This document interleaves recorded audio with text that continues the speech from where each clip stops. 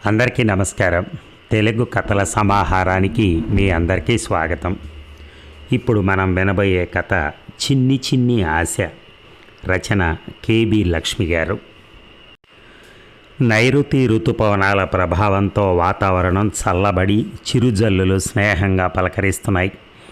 అర్థం చేసుకుని అన్నీ సర్దుకుపోయే అత్తగారు, అనురాగంతో అన్నీ మరిపించే భర్త, ఒక వంశోద్ధారకుడు, ఒక గారాల పట్టితో హాయిగా కాపురం. అదే సంతోషపు తీరంలా సాగిపోయే సంసారం పెళ్ళై 10 ఏళ్ళైనా గుర్తే లేనంతగా గడిచిపోతోంది. ఆ రోజు నాకు బాగా గుర్తు. అది మా పెళ్ళి రోజు. పెళ్ళై దశాబ్దం పూర్తయిన శుభ సందర్భంగా నాకు ఒక సర్ప్రైజ్ బహుమతిగా మా శ్రీవారు తెచ్చిన టీవీ ఇంటిల్లి పాదిని మురిపించింది. మా వారి వెంట వచ్చిన మెకానిక్ క్షణం ఆలస్యం చేయకుండా అన్నీ 5 నిమిషాల్లో అమర్చి నేనిచ్చిన టీ తాగి అలసట తీర్చుకుని వెళ్ళిపోయాడు. అమ్మాయి ఊర్మిళ, రేపు శనివారానికి నేను ఇంకోటి తెప్పించుకుంటా కానీ ఆ కొబ్బరికాయ తెచ్చి టీవీ కొట్టి హారతి ఇచ్చి కాస్త పసుపు కుంకుమ పెట్టు అన్నారు అత్తగారు. ఏమిటా చాదస్తం అని నా మనసు ఎగిరిపడుతున్నా అత్త ఉన్న ఉత్తమురాలైన కోడల్ని గనక ఆవిడ మాటను అక్షరాలా పాటించాను. శ్రీవారు చిద్విలాసంగా తిలకించారు. పిల్లల ఆనందం సరే సరి. నేను వంటింట్లోంచి వెళ్ళొచ్చేసరికే టీవీకి కొట్టిన కొబ్బరి చిప్పలు మనం తినచ్చా తినకూడదా అన్న అంశం మీద తల్లి కొడుకుల హోరాహోరీ వాదన మధ్య అప్పటికే చెరో చిప్ప చేత పట్టుకుని సగానికి పైగా ఖాళీ చేశారు పిల్లలు. ఎంత కొబ్బరి ఇష్టమైతే మాత్రం దిష్టి తీసిన దాన్ని మెంగడం ఏమిటి, వెధవ సంత వెధవ గోల అంటూ అత్తగారు. అదేం దేవుడా దెయ్యమా అమ్మా, నీకు మరీ చాదస్తం కానీ తింటే ఏ రోగం అని ఆయన ఆ వరసన ఒక అరగంట హైరాణ పడ్డారు. చిప్పలు ఖాళీ చేసి నాన్న టీవీ పెట్టవా అని బావిగాడు అన్నాడో లేదో టక్కన స్విచ్ వేసింది మా అల్లరి పిల్ల. అప్పటికే అనౌన్సర్ తెర మీదకి వచ్చేసింది. అయ్యో, బ్లాక్ అండ్ వైట్ టీవీనా?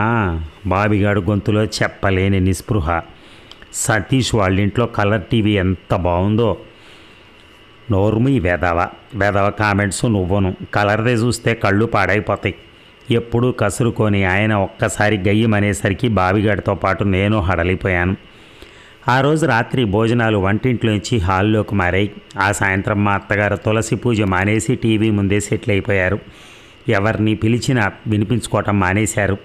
వంటింట్లోంచి చెంచాలు సైతం అన్నీ తెచ్చి హాల్లో పెట్టి వడ్డించి తినమంటే అతి కష్టం మీద బయటికి వెళ్ళి చేతులు కడుక్కొని వచ్చారు.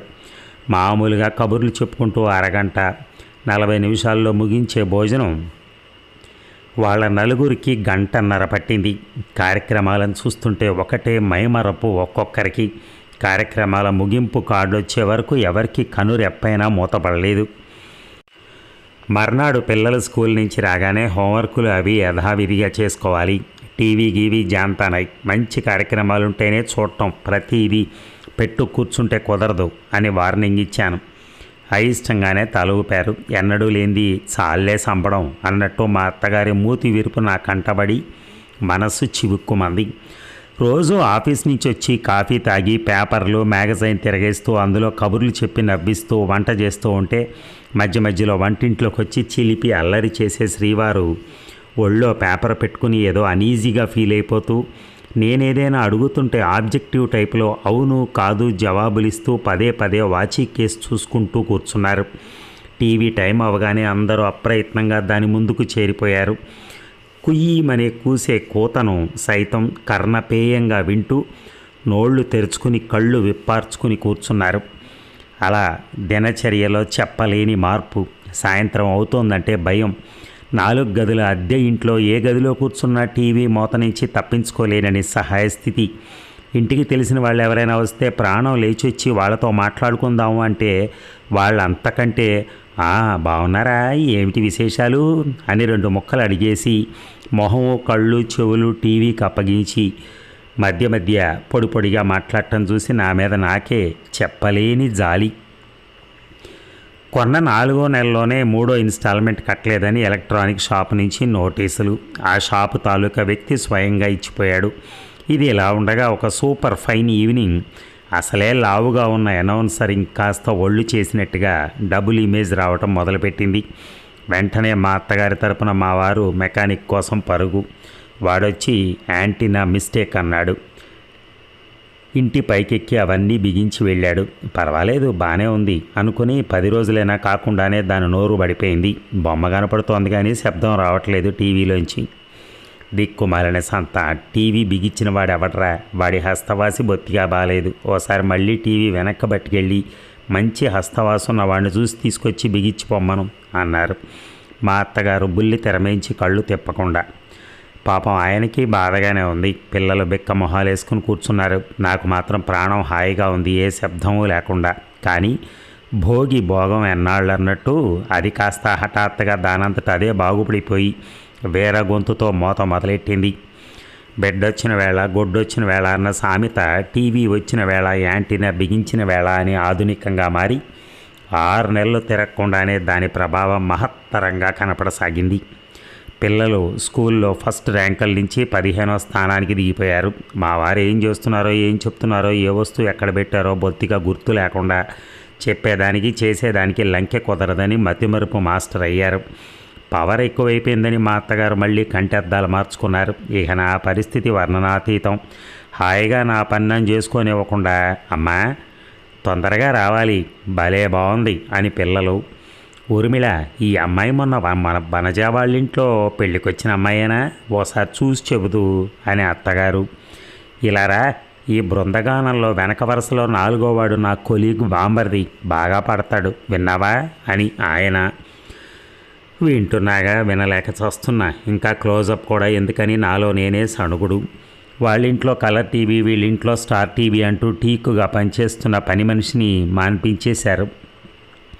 ఇక ఈ వరుసలో సంవత్సరం గిర్రం తిరిగి వచ్చింది. అంటే మళ్ళీ పెళ్లి రోజు నాటికి నేను ప్రేమ రాహిత్యంలో పడిపోయాను. అత్తగారి ఆధ్యాత్మికత 60% తగ్గిపోయింది. పిల్లలకి టీవీ కార్యక్రమాల జ్ఞానం పెరిగి ఇతరత్రా విషయ పరిజ్ఞానం కొరవడింది. పెద్దవాడికి కళ్ళజోడు, చిన్నదానికి తలనొప్పి వచ్చినాయి. బ్లాక్ అండ్ వైట్ అమ్మేసి కలర్ టీవీ కొనాలన్న దుష్టబుద్ధి పుట్టింది మా వారికి. ఇంకా స్టార్లు, కేబుళ్ళు వారెవ్వా అని ఎగిరి గంతేశారు మా బుడత కీచులు. ఆ ముచ్చట తీరింది. పెద్ద మొత్తంలో ఏరియర్స్ రావడంతో బ్లాక్ అండ్ వైట్ అప్పు తీర్చేసి ఉన్న సెట్ని ఆయన కాడికి అమ్మేసి ఓ చల్లని సాయంకాలం కలర్ టీవీతో గృహప్రవేశం చేశారు మావారు. ఇంటికొచ్చిన వాళ్ళు మొదటి 3 నిమిషాలు ఆహా టీవీ మార్చారా, కలర్ తీసుకున్నారా, ఏం కంపెనీ, ఎంత, క్లారిటీ బాగుందండి, రిమోట్ కూడా ఉందా, ఇంకే కొంచెం అంత కూతురుంటే మంచం మీదే భోజనం అన్నట్టు చేతిలో కోరిన కార్యక్రమాలు అంటూ దీర్ఘాలు. ఇక ఇంట్లో వాళ్ళకి అంతకుమించిన నేత్రానందం లేదు. పడుకునేసరికి రాత్రి 11, 12, పొద్దున బద్ధకాలు, రాత్రి హ్యాంగ్ ఓవర్లు, మనుషుల్లో ఒక విధమైన నీరసం, నిస్తేజం. ప్రోగ్రాం నడుస్తున్నంతసేపు ఏ మాట ఎవరికి చెవికి పట్టదు. ఆపితే కోపాలు, అత్యవసర పరిస్థితుల్లో ఆపి మాట చెప్తే 1/2 నిమిషం కంటే వినే శక్తి, సమయం వాళ్ళకి లేవు. ప్రోగ్రాం మిస్ అవుతుందని భయం. ఇంట్లో ఉన్నంతసేపు టీవీయే సర్వం. నేపథ్యంలో టీవీ ఆన్లో లేకుండా కాలం గడపలేని స్థితికి వచ్చేశారు. ఆఖరికి అది చిన్న పిల్లాడి చేతిలో బొమ్మలా తయారైంది. అత్తగారు కేబుల్లో తెలుగు సినిమా చూస్తుంటే పెద్దాడు టక్కున మ్యూజిక్ ఛానల్ మార్చేస్తాడు. నా కార్టూన్ సీరియల్ అని చిన్నది గోల. బీబీసీ పెట్టండారా వెదవల్లారా అని ఆయన. ఒకరి మీద ఒకరి కోపాలు, పగలు, ద్వేషాలు. వసుదైక కుటుంబం మాటే లేదు, అసలు వాళ్ళకు వసుదే లేదు, అంతా టీవీ ధ్యాసే. రిమోట్ కంట్రోలర్ని ట్యాంక్ బండిలో విసిరేయాలని, టీవీని గాజు గ్లాసులా కిందకి ఎత్తిపడేయాలని ఏవోవో వింత వింత కోరికలు నాకు. పగలు వాళ్ళు ముగ్గురు బయటికి వెళ్ళినా అత్తగారి అనంత వీక్షణం వినికిడి తగ్గినందువల్ల హై వాల్యూమ్ తప్పదు. పుస్తకము, పేపరు ఏది తీసినా ఆ హోరులో ఒక్క అక్షరం కూడా ముందుకు సాగని స్థితి. ఇలా ఉంటే కొన్నాళ్ళకి మానసికంగా ఏమైపోతానో తెలియని దయనీయ స్థితి నాది. ఈ ఛానళ్ల దాడి నుంచి తప్పించుకుని స్వేచ్ఛా వాయువులు పిలుస్తూ సాంస్కృతిక వారసత్వాన్ని పునరుజ్జీవింపజేసి భారత ప్రజలంతా ఆదర్శంగా నిలబడే రోజు వస్తుందా రాదా? అసలు ఈ గోలంతా ఎందుకు? యద్భావం తద్భవతి అన్నట్టు నాదే లోపమేమో. టీవీ మీద కాస్త మమకారం పెంచుకుందాం అనుకుని త్వరగా పనులు తెముల్చుకుని టీవీ ముందు కూర్చోవటం ప్రారంభించాను. ఇంకా ఇంట్లో అది టాక్ ఆఫ్ ద వీక్ అయింది. కూర్చున్న అరగంటకే నాకేదో గాబరాగా, చిరాగ్గా, తిక్కగా అనిపించసాగింది. ఎందుకంటే ఓ కార్యక్రమం బాగుందని దాన్ని ఇష్టపడే లోపల బ్రేక్, వెంటనే ఛానల్ చేంజ్, ఓ 2 ఒక రౌండ్ 32 ఛానల్స్లో ఏముందో చూసి వచ్చినా ఇంకా ఆగని వాణిజ్య ప్రకటనల పరంపర. మళ్ళీ ఇంకో రౌండ్లో అరౌండ్ ద ఛానల్స్. మధ్యలో కాస్త కంటికి సదరుగా కనపడిన చోట, నదరుగా కనపడిన చోట కొద్ది సెకండ్లు మాత్రమే ఆగటం, మళ్ళీ మార్చేయటం. అలా చీటికి మాటికి రిమోట్ ప్రయాణం చేసేసరికి తల గిర్రం తిరగడంతో వెళ్ళి పడుకున్నాను. అంతలో మాట, ఇంతలో పాట, హఠాత్తుగా అరుపులు, పెద్ద మ్యూజిక్, దడదడలు. వీటన్నిటిని మధ్య నిద్రాదేవి ఎప్పుడు కరుణించిందో తెలియదు. ఎవరో తోస్తున్నట్టయి ఉలిక్కిపడి లేచాను. అర్ధరాత్రి 1 గంట దాకా తాను చూసిన సినిమాలోని కామెడీ సీన్ని మహదానందంగా వినిపించనున్నారు మా వారు. నాకు ఏడుపొచ్చింది. You are unfit to live in this century అని టక్కన లైట్ ఆపి ముసుగు తన్నారు ఆయన. నేనేం మాట్లాడకుండానే నా ముఖ కవళికలను కనిపెట్టి, ఇక ఇటీవలే మా ఆడపడుచు శ్యామల వాళ్ళకి భువనేశ్వర్ నుంచి ఇక్కడికి బదిలీ అయింది. శనివారం వాళ్ళ ఇంటి పాదిని మొత్తం భోజనానికి పిలిచాం. భోజనాలు అయ్యాయి. శ్యామల అత్తగారు, మామగారు, భర్త, పిల్లలు, మా ఇంటి సభ్యులు అందరూ హాయిగా టీవీ ముందు సెటిల్ అయిపోయారు. నేను శ్యామల కబుర్లు చెప్పుకుందామని డాబా మీదకి చేరాం. కబుర్లు అటు తిరిగి ఇటు తిరిగి టీవీ సీరియల్స్ దగ్గరికి వచ్చాయి. ఆ విషయంలో నా అజ్ఞానానికి ఆశ్చర్యపోయింది శ్యామల. అదేమిటోదినా, పల్లెటూళ్ళలో ప్రేక్షకులు కూడా ఎంతో అడ్వాన్స్డ్గా ఉన్నారు, నువ్వు ఇలా వెనకబడి ఉన్నావేమిటి అని అడిగేసింది సూటిగా. నా సమాధానాలేవి తనకు నచ్చుబాటు కాలేదు. సో సింపుల్, అందరం టేస్ట్ని బట్టి సీరియల్స్ టైం బుక్ చేసుకుంటాం. బ్రేక్ వచ్చినప్పుడు కావాలంటే వేరే ఛానల్స్ జస్ట్ టచ్ చేయొచ్చు, కానీ మా టైంలో ప్రోగ్రామ్ని వాళ్ళు డిస్టర్బ్ చేయకూడదు. కావాలంటే వాళ్ళు మా ప్రోగ్రాం చూడొచ్చు, మేము వాళ్ళ ప్రోగ్రాం చూస్తాం. ఆఫ్కోర్స్ కొన్ని కామన్ ఇంట్రెస్ట్ ఉంటాయి కదా, అలా ముఖ్యమైన కార్యక్రమాలను ఇంట్లో అందరం చూడగలుగుతాం. మరి పని అని అడిగాను. నువ్వు మరీ వదిన, రాత్రిళ్ళు ఓన్లీ అన్నం, రసం, కూర, పప్పు పొద్దున్నవి వేడి చేస్తే చాలు. రాత్రిళ్ళు మా అత్తగారే మామగారికి కూడా ఫలహారం చేస్తారు. ఇంకా భోజనాలు గట్రా టీవీ ముందే కదా. మిగతా రూముల్లో వస్తువులన్నీ చెక్కు చెదరకుండా ఉంటాయి, అస్తమానం సర్దుకోనక్కర్లే. ఆదివారాలు నో అవుటింగ్స్, ఎప్పుడో తప్ప థియేటర్లో సినిమాలు బంద్. వీడియో క్యాసెట్లు అవసరం లేదు. డబ్బు ఖర్చు లేకుండా రోజుకు 2-3 సినిమాలు. టైం సేవ్ కదా. సేవా ఎలాగా? బస్సుల కోసం నిరీక్షణ, హైరానా, ఆటో డబ్బులు దండగా ఉండవన్నమాట. మరి పిల్లల చదువులు? దేనికదే వదిన. మా అబ్బాయి టీవీ చూడండి లెక్కలు చేయలేడు. మా లిఖిత టీవీ చూసి హౌస్ కీపింగు, బొమ్మల తయారీ, వంటలు వగైరా నేర్చుకుంటుంది. మీ తమ్ముడు గారు టీవీ సౌండ్ లేకుండా ఏ పని చేయలేరు. కాసేపు కరెంట్ లేక టీవీ మోగకపోతే అబ్బా ఇంత నిశ్శబ్దంగా ఉందేమర్రా అనకూడదు, కానీ శవనలు ఇచ్చిన కొంపలాగా నిశ్శబ్దంగా బోసిగా అంటారు మా మామగారు. ఇంకా వదిన ఇది విను. మా అత్తగారు గణపతి సచ్చిదానంద, చిన్నజీయర్ తదితర స్వాములను టీవీలో చూసి విష్ణుమూర్తి విశ్వరూపం చూసినట్టుగా, కృష్ణ భగవానుడి గీతోపదేశం వింటున్నట్టుగా, ఇంట్లోనే గుడున్నట్టుగా సంబరపడిపోతారు తెలుసా. నేను గడ్డం కింద చేయబెట్టుకుని తదేకంగా శ్యామల కేసే చూస్తున్నాను. నా మౌనం చూసి తానే ఉత్సాహంగా, పొరపాటున మనం ఏదైనా ప్రోగ్రాం మిస్ చేసామనుకో ఫ్రెండ్స్ ఫోన్ చేస్తారు, పలానా చూస్తున్నారా అని. సో అలా కూడా మిస్ అవ్వం. మొన్న చికిత వాళ్ళ ఫ్రెండ్ దివ్య వాళ్ళ ఇంట్లో స్టార్ కేబుల్ ఆడియో ఫెయిల్ అయితే మా చికిత ఫోన్లో అన్నీ రన్నింగ్ కామెంటరీ అనుకో, డైలాగ్స్ కొన్ని చెప్పలేనివి ఉంటే బ్రేక్ టైంలో చెప్పుకోవచ్చు. ఇంతలో చికిత శ్యామల కొడుకు వాళ్ళ అమ్మను వెతుక్కుంటూ పైకి వచ్చారు. ఏమర్రా వచ్చేశారు అని అడిగింది వాళ్ళ అమ్మ. బ్రేక్ అంది చికిత. అత్తయ్య, టీవీ వ్యూయర్స్ కాంటెస్ట్లో నాకు సెకండ్ ప్రైజ్ వచ్చింది అన్నాడు వాడు. పాడుతా తీయగా ప్రోగ్రాం ఆడియన్స్లో నేను నానమ్మ ఉన్నాం, చూశారా అత్తయ్య అంది చికిత. ఎవరిని కదిలించిన చిన్ని తెర చిద్విలాసాలే. బ్రేక్ అయిపోయిందని మా పిల్లలు అరవగానే ఇద్దరు కిందకి వెళ్ళిపోయారు. అసలు చూసే టెక్నిక్ తెలియాలి, కానీ ఒకేసారి 4-5 ఛానల్స్లో ప్రోగ్రాం ఒకేసారి చూడొచ్చు అంది శ్యామల. హతోస్మి అనుకుని టాపిక్ మార్చారు. మర్నాడు శ్యామల వాళ్ళు వెళ్ళిపోయారు, కానీ శ్యామల మాటల ప్రభావం నా మీద బాగా పనిచేసింది.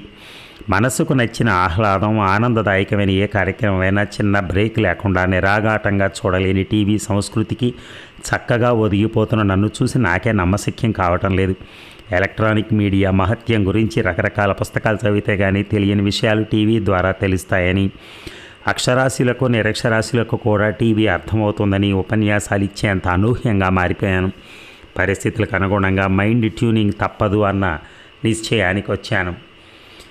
మన్ను తిన్న శ్రీకృష్ణుడు నోరు తెరవగానే కలయో వైష్ణవ మాయయో పాలుడెంత ఇతని ముఖస్తంభై లిజాడంబు ప్రజ్వలమై ఉండుటకేమి హేతువో అని భాగవతంలోని యశోదాదేవిల ఆశ్చర్యపడటానికి ఇదేమీ 15వ శతాబ్దం కాదు కదా, 21వ శతాబ్దంలో దూసుకొస్తున్న ఈ ఎలక్ట్రానిక్ యుగంలో టీవీ ఇంటింటి కృష్ణుడై 14 భువన భాండముల్లోని విశేషాలన్నిటినీ విపులీకరిస్తూ ఉంటే పంచరంగుల్లో పలవరించక విపరీత ఆలోచనల జోలికి పోనేలా, టీవీ ఉన్న ఇల్లే కదా స్వర్గసీమ అని అనుకోకపోనేలా అని నన్ను నేను ఎంతో ఎడ్యుకేట్ చేసుకోవడానికి ప్రయత్నించాను. కానీ అదంతా భ్రమేనని టీవీ తెర మీద కన్నేసిన ప్రతిసారి అనిపిస్తూ ఉంది. కానీ విముక్తి మార్గం తోచలేదు. పోనీ ఇంట్లో ఎవరినైనా సలహా అడుగుదామన్నా ఎవరి మొహం చూసినా టీవీ స్క్రీన్ లాగే కనిపించడంతో ఓ రోజు సాయంత్రం వేణుగోపాలస్వామి గుడికి వెళ్ళి దర్శనం చేసుకుని పారిజాతం చెట్టు కింద రాలిన పారిజాతాలను ఏరి అరచేతిలో పట్టుకుని అలా కూర్చున్నాను. మనసుకు ప్రశాంతంగా అనిపించింది. నా ఆలోచనలని, నా సృజనని, నా విలువలని, నేను నమ్మిన సిద్ధాంతాలని, నా విద్యా వివేకాలని వీళ్ళ కోసం నేను మార్చుకోవటం ఏమిటి? ఏ పని ఎవరి బలవంతం మీద చేయక్కర్లేదే. నా ఇష్టాలు నావి. చూడాలంటే చూస్తాను, లేకపోతే లేదు. సెలెక్టెడ్ ప్రోగ్రామ్స్ చూస్తాను. ఆ అవకాశం నాకు ఇవ్వకుండా వాళ్లే టీవీని కౌగిలించుకుని కూర్చుంటే అది మానేస్తాను. నష్టం ఏమిటి? మంచి పుస్తకం ఉన్న ఎడన మనసెంతో చల్లన. హాయిగా మంచి పుస్తకం తీసి చదువుకుంటాను. పెరుగుట విరుగుట కొరకే అని ఎప్పటికైనా వీళ్ళు నా దారిలోకి రాకపోతారా? ఎంత ఇష్టమైన స్వీట్ అయినా అదే పనిగా తింటే మొహం మొత్తతో. కాకపోతే చెప్పిందే చెప్పి చూపించిందే చూపించి భాష మారిన భావం మారని కార్యక్రమాలను చూసి టీవీ వైరాగ్యం రావడానికి నాకు కాస్త తక్కువ టైం పడితే వీళ్ళకి ఇంకొక 4 ఏళ్ళో 14 ఏళ్ళో పట్టచ్చు. బట్ ఐఎమ్ షూర్ వీళ్ళల్లో ఎప్పటికైనా మార్పు వస్తుంది. ఆ ఆశ నమ్మకం నాకున్నాయి. తొందరపడి వాళ్ళని మార్చాలని తీవ్ర ప్రయత్నాలు చేయటం, వాళ్ళ వెనక నన్ను ఒక వింత వ్యక్తిలా చూడటం, వాళ్ళు ఇవన్నీ ఎందుకు? అయినా ఎవరికైనా ఎంత అని చెప్తాం, ఎన్నిసార్లు చెప్తాం? వాళ్ళేం చిన్నోళ్ళ? రోజుకి వయసు వస్తుందే కానీ తగ్గట్లేదుగా. అయినా నేను చెప్పేది ఏమిటి? ఇవన్నీ నేను చెప్తేనే చూస్తున్నారా? కానీ ద డే విల్ కమ్. ఆ రోజు నేను టీవీ పెట్టినా చూడరు. ఆ ఆశ నాకుంది. అందాక నా ప్లాన్లు నావి, నా పుస్తక ప్రపంచం నాది.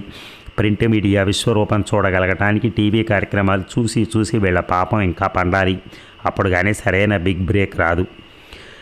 అందాక ఇంటిలో ఒక సజీవ పాత్ర నా భర్తను, పిల్లల్ని, అత్తగారిని వగైరాలని నాకు కాకుండా చేసి తన వైపు తిప్పుకున్న టీవీ ఎన్ని ప్రోగ్రాంలు వేసినా నన్ను నా ఆలోచన లెక్కించిత్ కూడా మార్చలేదన్నది మాత్రం తథ్యం. గాలి విసురుకి జలజల రాలిన పారిజాతాలు, గలగల నవ్విన గుడి ఆవు మెడలోని మువ్వలు నాకెంతో కొత్త శక్తినిచ్చినట్టయి తేలిగ్గా లేచి నిలబడ్డాను. గుడి మూసే వేళయింది. నేను ఇంతసేపు ఎక్కడికి వెళ్ళానని కానీ చేతిలో పెట్టిన కొబ్బరి ముక్క ప్రసాదమో తత్తుల్యమో రంగు రుచి గ్రహణరహితంగా అసంకల్పితంగా నోట్లో వేసుకోబోయే మా టీవీ చిదానందుల్ని తలుచుకుని ఓసారి ధ్వజస్తంభం కేసి చూసి గుడిమెట్లు దిగుతూ ఉంటే పూజారి గారింట్లో టీవీ ముందున్న ఆయన భార్యా పిల్లల కేరింతలు వినపడి ఒకసారి అటువైపు తల తిప్పి చూసి పక్కుమనబోయిన పెదవిని మునిపంట నొక్కిపెట్టి చిరునవ్వుతో మెల్లిగా ముందుకు కదిలాను. అదండి టీవీ కష్టాలు. నిజంగా వాస్తవంగా అంతే అనిపిస్తుంది. మనం చాలామంది టీవీలకు అతుక్కుపోతాం అనమాట. ఇప్పుడైనా ఆఫీస్ నుంచి వచ్చినా సరే టీవీ చూడటం, ఏదో వార్తలు చూడటం, లేకపోతే ఇంకోటి చూడటం, ఇలాగా అయితే ఫిక్స్ అయిపోయాం. ఇంతకుముందు చక్కగా రేడియో వినేవాళ్ళం, ప్రశాంతంగా ఉండేది. కానీ టీవీ చూడటం వల్ల ఏమవుతుందంటే ఇటు చెవులు పోతున్నాయి, ఇటు కళ్ళు పోతున్నాయి, మనసు కూడా పరిపరి విధాలు ఆలోచిస్తూ ఉంటుంది.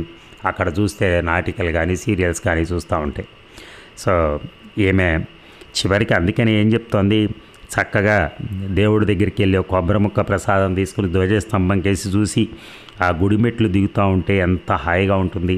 అలాగే ఆ పారిజాతం చెట్టు గురించి కూడా చెప్పింది ఆమె. అంటే ఆ భావాలు ఆ బయటికి వెళితే ఆ గాలి, చక్కని గాలి, ఇవన్నీ కూడా ఆస్వాదించవచ్చు కదా అని. Thank you very much. ధన్యవాదాలు.